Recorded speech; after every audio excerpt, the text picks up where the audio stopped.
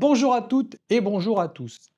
Comme tous les ans au mois de janvier, ceci revient en force comme un bon marronnier. Je veux parler des bonnes résolutions. Qu'est-ce qui n'a pas, comme tous les ans, après avoir embrassé tout le monde au réveillon et surtout vidé sa quatrième coupe de champagne, déclaré solennellement, à partir de demain, j'arrête de fumer, je mange sain et je vais faire du sport tous les jours. Et depuis quelques années, on a aussi le fameux Dry January. Alors évidemment, parmi nous, il y en a toujours un qui va vous dire: «Ah bah écoute, franchement, moi en 2024, ça a hyper bien marché». Alors, OK Roger, ça a bien marché pour toi, sauf que t'es le seul, et puis dès le 1er février, tu t'en es collé une sévère. Donc voilà, toute cette introduction, pourquoi? Pour parler de la volonté. La volonté, mythe ou réalité? Est-ce que le fameux «quand on veut, on peut» existe vraiment ou c'est juste une illusion? Qu'est-ce que la volonté? Le dictionnaire nous dit la chose suivante: nom commun féminin. Oui, on sait tous et toutes derrière notre écran que les femmes ont toujours plus de volonté que les hommes. C'est la capacité à contrôler ses actions, pensées et émotions pour atteindre un objectif malgré les obstacles. En gros, même si c'est difficile, je me donne tous les moyens possibles pour y arriver. La partie du cerveau qui s'occupe de la volonté, c'est ce qu'on appelle le cortex préfrontal. C'est lui qui généralement prend les décisions et régule les émotions.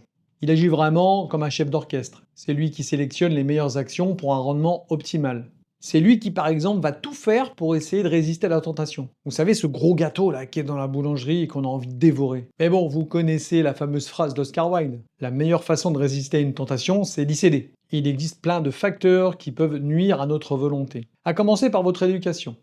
Si vous avez été élevé dans une famille de fumeurs, il y a plus de chances que vous vous mettiez à fumer quand vous allez grandir. Moi, je sais pas pour vous, mais quand j'étais gamin, ça fumait à table pendant les repas de famille ou même dans la voiture. La volonté peut être aussi mise à mal par l'environnement social. C'est toujours plus facile de résister à l'apéro le matin tranquille chez soi tout seul qu'un samedi soir entouré de potes dans un bar. Bien sûr, toutes les émotions qu'on a décortiquées dans les vidéos précédentes ont leur importance.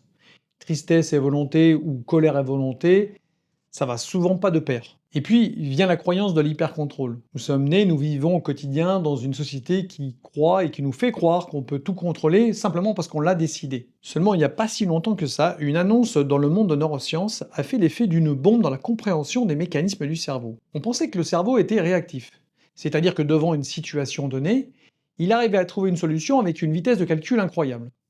Seulement voilà, on s'était trompé. Aujourd'hui, la théorie la plus probable et la plus populaire dans le monde scientifique est la théorie du cerveau prédictif ou théorie du cerveau bayésien. Selon cette découverte, notre cerveau serait en permanence en train de faire des prédictions sur ce qui va se passer. Et chose extraordinaire aujourd'hui, il est avéré que votre cerveau inconsciemment élabore toutes ces théories 11 secondes avant que vous ne preniez une décision.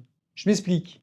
Quand vous décidez de prendre un verre d'eau, par exemple, eh bien votre cerveau en a élaboré la théorie 11 secondes avant que vous le décidiez vraiment. Si cette notion de cerveau prédictif vous intéresse, je vous mets un lien YouTube. Ça dure environ 30 minutes, mais ça explique totalement ce cerveau prédictif.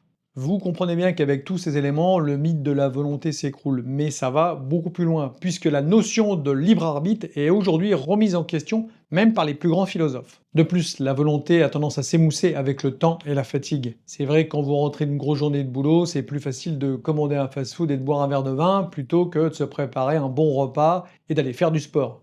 Alors vous allez me dire, tout est foutu, je tiendrai jamais mes bonnes résolutions. Eh oui, et j'en suis vraiment désolé.